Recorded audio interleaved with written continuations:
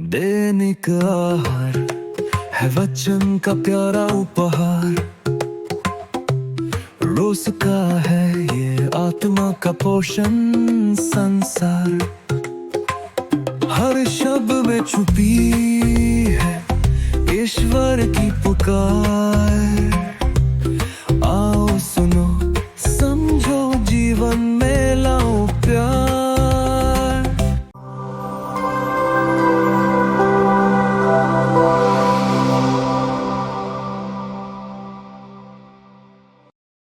तुम स्वर्गराज से दूर नहीं हो।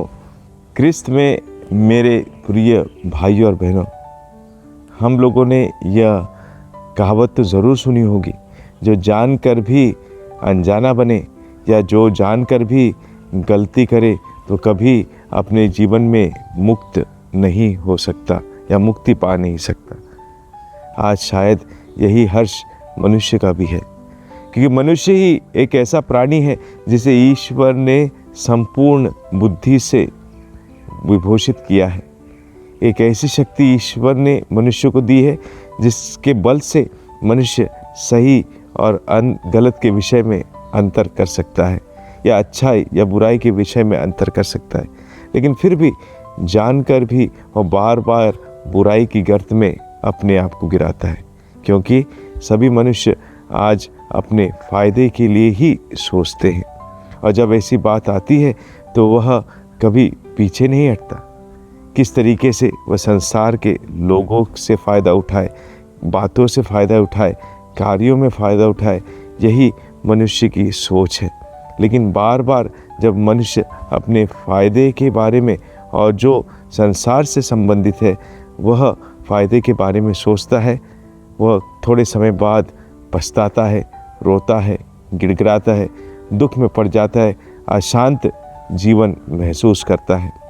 लेकिन जब आध्यात्मिक जीवन की बात की जाए, वह उससे कोसों दूर है।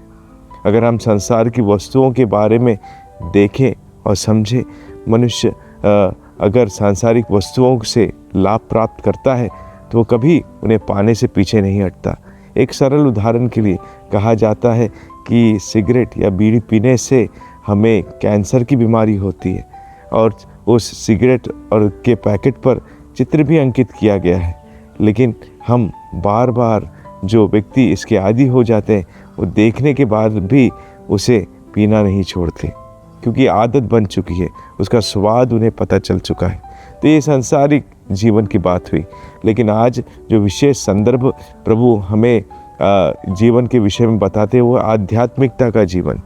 एक प्रकार से प्रभु कहते हैं कि हमारा इस संसार में थोड़े समय का आनंद है या थोड़े समय का सुख है।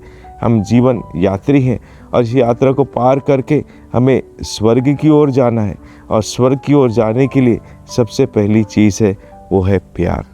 और इसलिए आज जब एक व्यक्ति आकर प्रभु से प्रश्न करता है कि सबसे बड़ी आज्ञा कौन सी है, तो प्रभु बड़े सटीक शब्दों में कहते हैं, अपने ईश्वर को प्यार करो और अपने पड़ोसी को प्यार करो। और जब वह उत्तर में स्वयं इस बात का साथ देता है तो प्रभु कहते हैं कि तुम स्वर्गराज से दूर नहीं हो।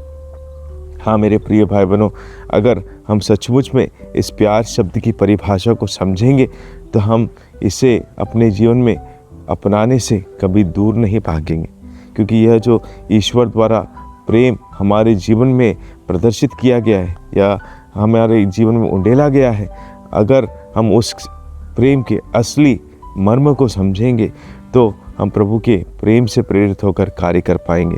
संत यूहन्ना का पहला पत्र अध्याय 4 पद संख्या 10 में वचन कहता है कि ईश्वर के प्रेम का प्रमाण यही है कि हमने उसे पहले नहीं, उसने हमें प्रेम किया और हमारी मुक्ति के लिए अपने इकलौते पुत्र को भी दे दिया। और आगे 16वें वाक्य में पढ़ते हैं कि ईश्वर में से जो प्रेम करता है वह ईश्वर के साथ बना रहता है, वो ईश्वर उसमें और वह ईश्वर में निवास करता है। तो मेरे प्रिय भाई बहनों, ये जो दुखभोग काल या चालीसा काल है, प्रेम का काल है, क्योंकि इस काल में हम ईश्वर के अति मूल्यवान प्रेम की परख करते हैं कि ईश्वर ने अपने इकलौते पुत्र को भी नहीं छोड़ा, जिससे वो इसे संसार में भेजकर हम मनुष्यों की मुक्ति के लिए भी क्रूस पर चढ़ा देते हैं। मेरे प्रिय भाई और बहनों, अगर ईश्वर हमसे इतना प्यार करते हैं तो हम ईश्वर को क्यों नहीं प्यार करते? क्यों उनकी बातों को नहीं सुनते? क्यों उनके वचनों पर नहीं चलते? क्योंकि अगर हम ईश्वर के वचनों पर चलेंगे, उनकी बातों को सुनेंगे, तो हम हमारे जीवन में भलाई देखेंगे। क्योंकि ईश्वर कभी हमारी बुराई नहीं चाहता, हर समय हमारी अच्छा ही चाहता है। तो इसलिए जो भी नियम और कानून कायदे ईश्वर ने हमें दिए, हमारी भलाई के लिए ही है। इसलिए संत यूहन्ना का सुसमाचार अध्याय 14 पद संख्या 15 में वचन कहता है, जो ईश्वर को प्यार करता है वो उसके नियमों पर चलता है।